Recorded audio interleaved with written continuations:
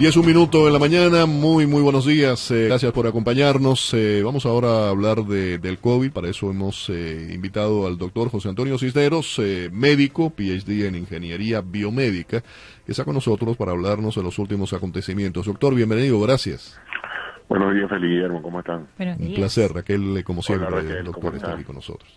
Le quería preguntar, mencionaba yo, lo analizaba un poco desde el punto de vista político, pero vamos ahora a la parte médica, científica. Esa nueva ofensiva contra el coronavirus, la orden ejecutiva del presidente Biden, algunos lo aplauden, otros lo critican. Desde el punto de vista médico, ¿usted cómo lo ve? Bueno, tiene un alto costo político para el presidente, pero él no tenía otra alternativa. Una de las responsabilidades del presidente de los Estados Unidos es defender la salud, la integridad y la seguridad del país y de los habitantes. Y la situación del COVID no está nada bien en los Estados Unidos. La variante Delta ha hecho estragos no solamente en la población de adultos, sino en la población infantil.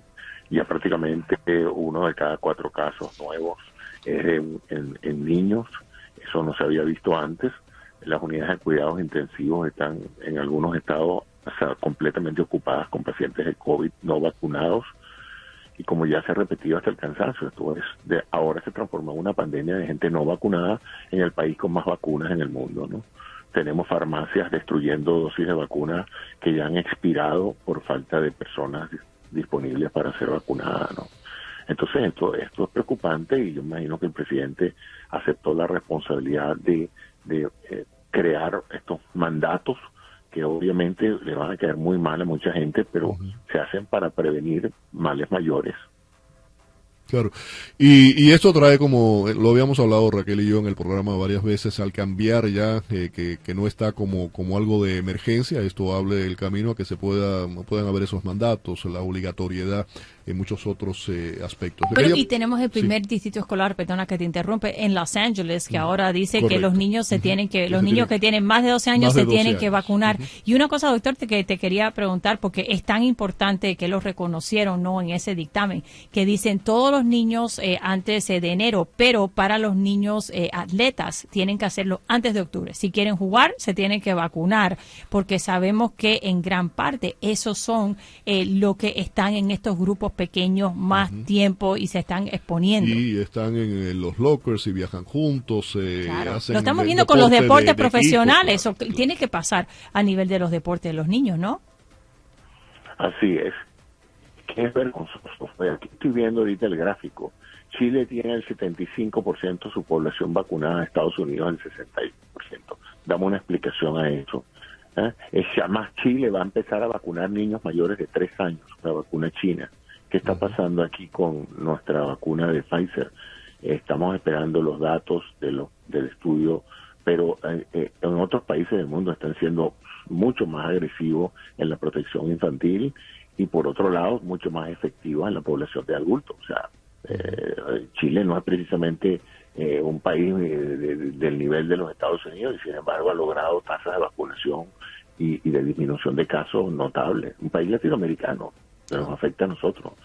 Entonces tenemos que tomar medidas más drásticas, yo creo, a pesar de que sean impopulares, pero si una empresa para proteger a sus empleados decide mandar a todo el mundo a vacunarse, no veo por qué el jefe de la administración central, que es el presidente de los Estados Unidos, tenga ningún inconveniente en hacer que todos los empleados federales estén vacunados. O sea, después de todo, el más grande empleador aquí, yo creo que es el gobierno federal, ¿no?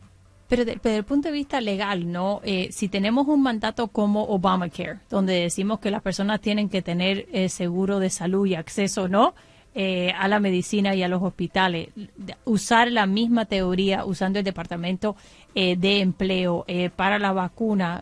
Ahora estamos hablando de todos los negocios que tienen más de 100 empleados. Es la misma estándar del punto de vista de Obamacare. Si son empleadores grandes, tienen que cumplir con esto de la misma manera que tuvieron que cumplir con Obamacare. Por supuesto, es exactamente lo mismo, pues es la obligatoriedad. En un país donde es obligatorio tener seguro para manejar un automóvil, no entiendo cuál es la gran preocupación de mucha gente. Ahí ahorita anda mucha gente que ha salido positiva después de no estar vacunada, tratando de ubicar cómo aplicarse el suero de anticuerpos monoclonales porque están desesperados. Entonces no entiendo cuál es el rechazo a la vacuna para después entonces terminar teniendo que ponerse un suero intravenoso para prevenir males mayores. O sea, si tú no estás vacunado, tus chances de complicarte y de agravarte de esta enfermedad son muy altos.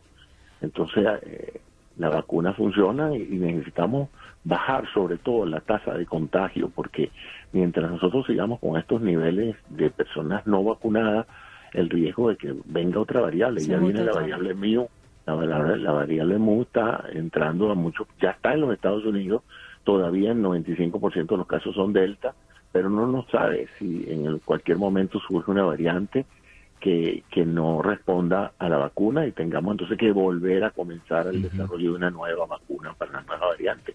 Y no hay que olvidar que por aquí viene la temporada de influenza, ahora en los meses de noviembre y diciembre empieza a aumentar el número de casos de influenza. Entonces ya tenemos las unidades de cuidados respiratorios en los hospitales saturadas. Hay muchos pacientes que no se han podido operar de tumores de cáncer y de otros problemas, porque las camas no están disponibles ocupadas por pacientes con COVID no vacunados. Eso es una situación irracional. Que se podía haber evitado. Si es inevitable, se tratan de buscar soluciones, ¿no? Pero es algo que se puede evitar. Hablando de Biden, de lo que se habló en el día de ayer, se va a exigir la vacunación. Estamos hablando de aproximadamente 17 millones de trabajadores de la salud en hospitales y aquellos que atienden a personas que tienen Medicaid, Medicare, personas de más de 65 años o pobres, ¿no? Y esto me lleva a una pregunta. ¿Cómo podemos entender que profesionales de la salud, personas que trabajan en hospitales, haya dentro de ese grupo muchos no vacunas, personas que están viendo las hospitalizaciones, están viendo lo que ocurre en los centros de cuidados intensivos, el drama que hay en el país con el tema del COVID-19 y ya no solo entre personas mayores sino jóvenes también? ¿Cómo podemos entender que esas personas que tienen ese sufrimiento, esa tragedia tan cerca, que lo viven diariamente, muchos de ellos haya literalmente que obligarlos a vacunarse? Yo no tengo respuesta para eso, Guillermo. O sea, que es algo que todavía no entiendo. Y todavía no entiendo también colegas que salen a la luz pública a hablar en contra de las vacunas. Porque una cosa es que tú decidas no vacunarte, bueno, es un acto personal, por tus razones tendrás, pero que tú salgas a utilizar tu título de médico o de enfermera para ir a promover que otros no se vacunen, me parece algo hasta criminal. Doctor, hablando de los extremos, ¿no? Una de las cosas que estamos viendo es los no vacunados que no se quieren vacunar y se están quejando que ahora se lo va a exigir, y las personas que están pidiendo la tercera dosis a gritos, ¿no? El World Health Organization hizo una recomendación que los Estados Unidos y otros países no deben dar la tercera dosis, que deben usar esas dosis para otros países donde se quieren poner la vacuna y no lo han hecho para prevenir en parte las mutaciones. En el estado de la Florida, aunque todavía esto no se ha aprobado, las personas no pueden ir a los hospitales a ponerse esta tercera dosis, pero sí pueden ir a CVS y Walgreens, dependiendo, ¿no? Si tienen esta clasificación en este momento, se espera que eso cambie el 30 de septiembre. Ya tenemos más de 175,000 personas que se han puesto la tercera dosis. ¿Qué piensas sobre la tercera dosis y lo que pudiera ocurrir en las próximas semanas? Bueno, recuerda que la tercera dosis es recomendada para aquellos pacientes, por lo menos esa es la manera en que se ha hecho en Israel, para aquellos pacientes que ya tienen 7 o 8 meses de vacunado y están por encima de los 50 años, o sea, para las poblaciones más susceptibles de perder un grado importante de inmunidad con el tiempo. O sea, eso no es algo necesario para alguien que fue recientemente vacunado. O sea, que la gente tiene que tranquilizarse en el sentido de no pensar que si no se pone la tercera dosis está protegido. Y usted está protegido con sus 2 dosis, probablemente por unos 8, 9, 10 meses. Por razones de seguridad, como esta variante Delta ha demostrado que puede también incluso afectar a personas vacunadas, se ha recomendado esta tercera dosis. Esta tercera dosis, hasta donde yo entiendo, si ya se está aplicando a personas inmunosuprimidas o personas que están en tratamiento con algún tipo de medicamento o que tienen un problema de salud que compromete su inmunidad. Y a partir creo que de finales de este mes, ya empezará a ofrecerla a personas que ya que fueron vacunados en enero, febrero. Sí. Pues. Entonces, esto se irá prorrateando en los próximos 6, 8, 10 meses en función de que las personas vayan cumpliendo su calendario de vacunación. También va a depender muchísimo de la medición, o sea, del impacto de esa tercera dosis, porque la tercera dosis se comenzó a promover como un recurso para disminuir el número de casos en pacientes que ya están vacunados.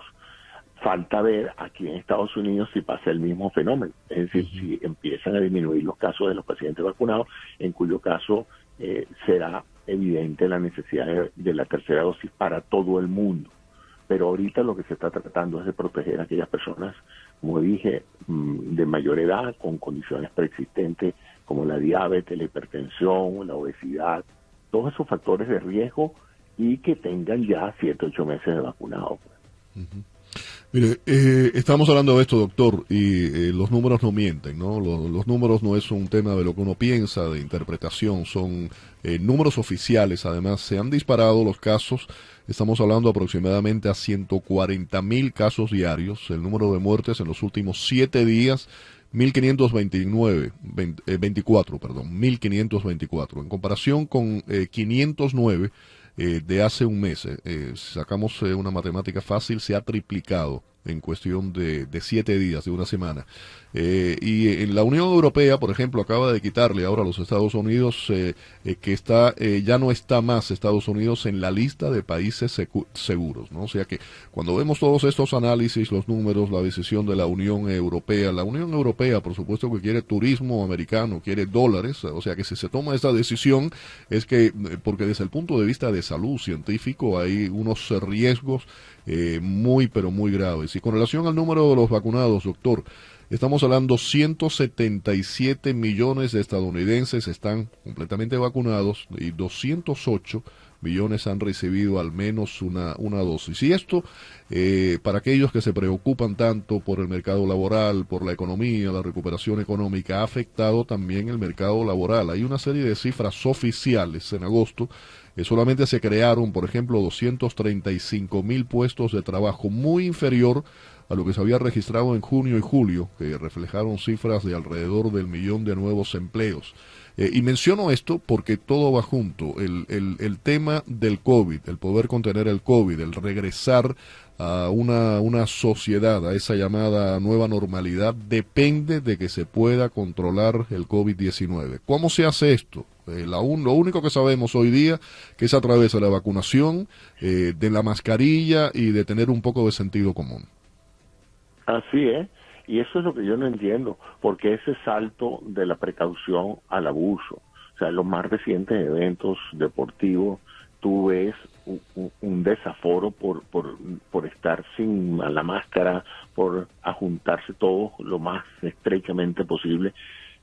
Pareciera como que ya el hecho de que las vacunas están disponibles significó que ya todo el mundo está protegido, y no es así. Entonces, la juventud tiene que actuar con un poquito más de sentido de lógica, de orden, y de entender que mientras haya esos eventos multiplicadores de contagio, vamos a seguir teniendo problemas. Y eso es lo que no se entiende, pues, porque los promotores lo hacen y los consumidores lo participan, ¿no? Bueno, doctor, y la última pregunta, antes que se nos acabe el tiempo. Nosotros aquí en la Florida, ¿no? Estamos en una posición un poco diferente. Ahora hay mucho calor, pero en unas semanas ya podemos salir afuera, ¿no? Mientras todo el país le va a pasar lo opuesto.